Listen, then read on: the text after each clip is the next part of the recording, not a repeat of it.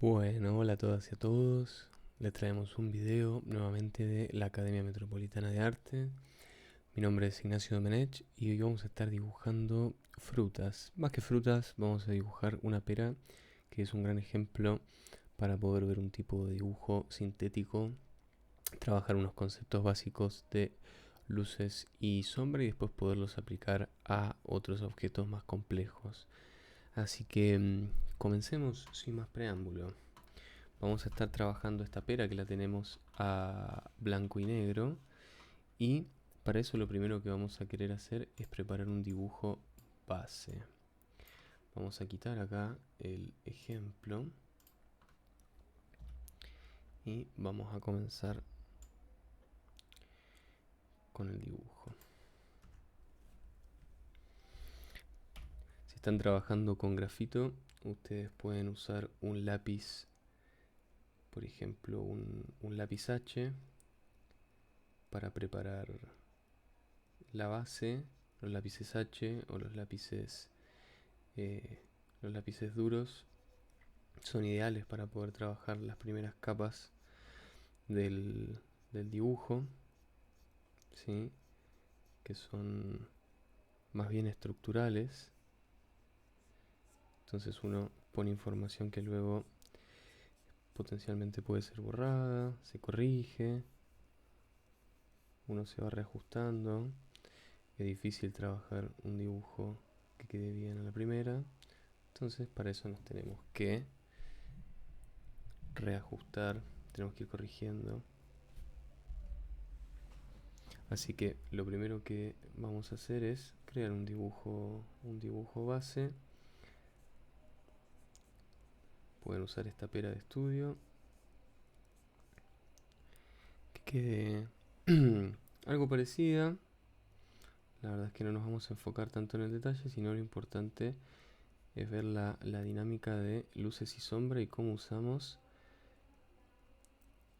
dos o tres valores para poder conferir el efecto de volumen a, a nuestro dibujo, ¿sí? Entonces, si tenemos un dibujo base, está bastante bien. Recuerden, pueden preparar esto con un lápiz como un H, 2H. Si les resulta muy duro, pueden usar un lápiz un poco más blando, intermedio, como un HB, trabajando algo bastante que se marca un poco más. Esto sería como trabajar con un 2B un poco más liviano. Vamos a marcarle debajo la, la sombra proyectada que tiene. Esto puede costar un poco dibujar la elipse. Las elipses generalmente son las formas que más cuestan, porque son círculos en perspectiva, y ahí es donde crean algunos problemas, más que nada por la deformación que genera, ¿no?, la perspectiva. Y una vez que tenemos este dibujo estructural, ¿sí? Lo estructural lo pueden preparar con lápices duros. Puede ser, por ejemplo, 2H, HB. Eso sería lo ideal, por ejemplo, ¿sí? Y luego usaríamos algún lápiz un poco más blando, y por blando me refiero a los B, estos lápices que dejan más pigmento, para marcar esta línea del Terminator, sombra corazón, donde nosotros vamos a hacer la división principal de luz y sombra. Sí, entonces en lo que nos vamos a enfocar en este video es en poder conferir un efecto de volumen con poca información, sintética, pero bien útil, ¿sí? Eso es lo que vamos a buscar más que nada. Y una vez que tenemos esta línea del Terminator marcada, podemos usar el lápiz un poco de costado, ¿sí? para marcarla, que quede gruesa. Después la vamos a volver a acentuar. Pueden estar trabajando a esta altura ya con un lápiz más blando, como con un 2B, un 4B, ¿sí? Y con el lápiz de costado vamos a dar una valorización.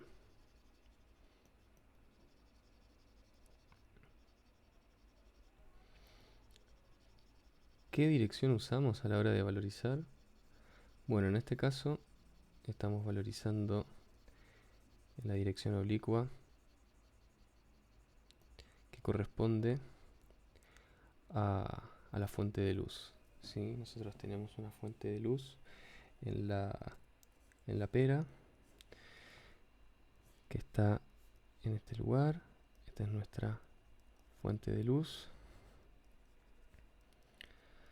Nosotros podemos saber esto porque el brillo, que es la parte que más, más cercana está a la fuente de luz, o más que cercana, digamos que está enfrentada a la fuente de luz, se acumula en esta parte, y la sombra, así como la sombra proyectada, cae hacia abajo, hacia la izquierda. Entonces la fuente de luz viene de arriba a la derecha, y tenemos que pensar en la luz como algo plano, ¿sí? Y esa es la razón por la que se proyecta la sombra en la superficie desde ese rayo que se ve impedido de pasar por eh, por la pera. ¿Sí? Tenemos la fuente de luz. De hecho, va a estar un poco más abierta esta fuente de luz, pero bueno, a fines explicativos se entiende bastante. Bien, teniendo esto, vamos a oscurecer también ahí abajo. Esa va a ser la parte más oscura de todo el dibujo, el efecto de la oclusión. No vamos a entrar en detalles, pero es básicamente el lugar de menor luz, ¿sí? Justo donde se apoya el objeto, en este caso la pera, en la superficie, y bloquea la luz y queda muy oscuro. Y luego eso se abre en la sombra proyectada, ¿sí? Más grande. Acá sí la dirección la rompo un poco. Estoy usando más bien la dirección de la superficie, que es plana, ¿sí? Voy también a valorizar el tallo, ¿por qué no? Ya que estamos en esto, vamos a hacerlo. Y me había faltado esta parte de la pera, parte superior, también la voy a valorizar. Muy bien. Vamos a repasar un poco el contorno. Quedó bastante etéreo. Estoy trabajando siempre con el mismo lápiz. Pueden usar varios lápices, la técnica académica propone usar varios lápices e ir apretando las sombras, pero les recomiendo trabajar con un lápiz para que ejerciten el rango, ¿sí? La amplitud del rango, que es básicamente todos los distintos niveles de gris que pueden lograr con un puro lápiz.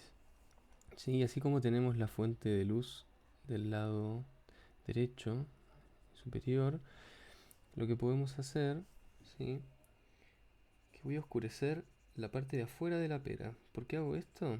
Para contrastar la luz de la pera que está recibiendo. Voy a ampliar un poco más acá, me gustaría que tenga algo más de cuerpo, para poder contrastar entonces, como decía, la luz, la cara que tiene luz de la pera, con sombra, y poder lograr el efecto de volumen y sentir que esta pera sale del papel. Este efecto se usa mucho en la pintura, en los retratos, ¿sí?, donde nosotros contrastamos luz con sombra o sombra con luz, ¿sí?, para poder levantar el contraste y experimentar una mayor sensación de volumen, y sobre todo para no abrumarnos con información. También Voy a continuar esos trazos en el sentido de la dirección de la fuente de luz. Y voy a dejar que se difuminen ahí un poco en el fondo, ¿sí? Ahí tenemos un puro valor, ¿sí? Tenemos nuestra sombra proyectada y oclusión, ¿sí? Podemos ponerle una nomenclatura. Esto va a ser la sombra proyectada. Esta parte, la más oscura, va a ser la oclusión, ¿sí? Esta sombra tensionante, Terminator.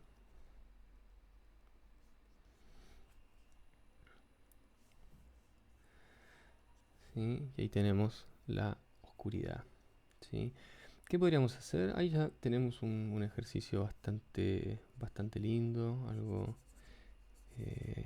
que es útil, es práctico, es efectivo, es estético. Podríamos continuarlo, ¿sí?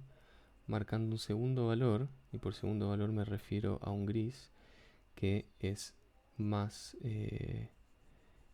oscuro que el fondo. Bueno, estamos con un fondo blanco, así que cualquier cosa va a ser más oscura que el fondo. Bueno, un fondo con medio tono, pero si están en un papel probablemente sea blanco. Pero un valor que es más claro que el valor de oscuridad que hemos propuesto. Entonces, ¿qué es lo que podemos hacer? Hacer esta segunda marca, ¿no? Podemos pasar un poco de sombra desde la oscuridad a través del Terminator, ¿sí? Para que haya una pequeña transición. También tratemos de ser fieles a la dirección que hemos propuesto. Un buen truco para valorizar es que si siempre eligen una dirección y la mantienen, esta se va a ver bastante prolija. Piensen en el dibujo como un lenguaje, algo que mientras más claro comuniquemos, mejor se va a entender. Y ahí vamos a profundizar o tensionar esa línea del Terminator.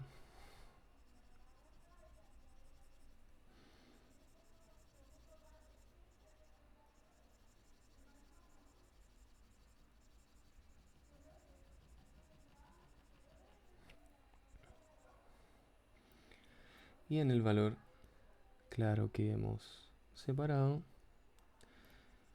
podemos dar una capa aún más liviana de sombra. Esto lo logramos si estamos con el mismo lápiz, agarrándolo desde más atrás. Puede que cueste al principio acostumbrarse a un nuevo tipo de agarre, pero vale la pena tener un mayor dominio del lápiz, poderlo controlar con distintos agarres y sobre todo tener una buena sensibilidad y un amplio rango a la hora de usar un lápiz. Nos va a permitir hacer mucho con poco. Esa es una gran habilidad a desarrollar. Ahí estoy cruzando algunas líneas, más que nada en 45 grados. Si yo tengo una trama, la trama, y esta es la dirección, luego puedo cruzar en 45 grados y eso me va a permitir tener transiciones o mayor control de los valores y que se vean prolijos. De repente cruzar en 90 grados es algo que puede resultar más duro. No es que no funcione. Busquen tipos de dibujos, grabados, van a ver la cantidad de cruces y opciones disponibles que hay a la hora de valorizar. Los grabadores, ellos sí que saben de esto.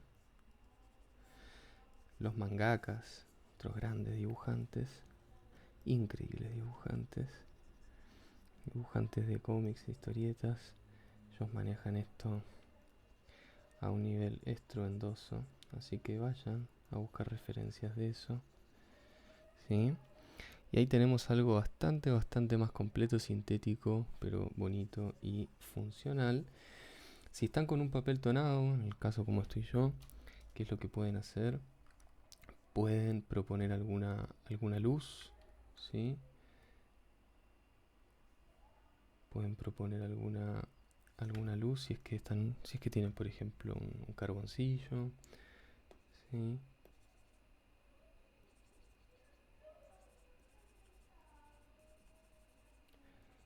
O si tienen un papel que no es tonado, pueden darle una pasada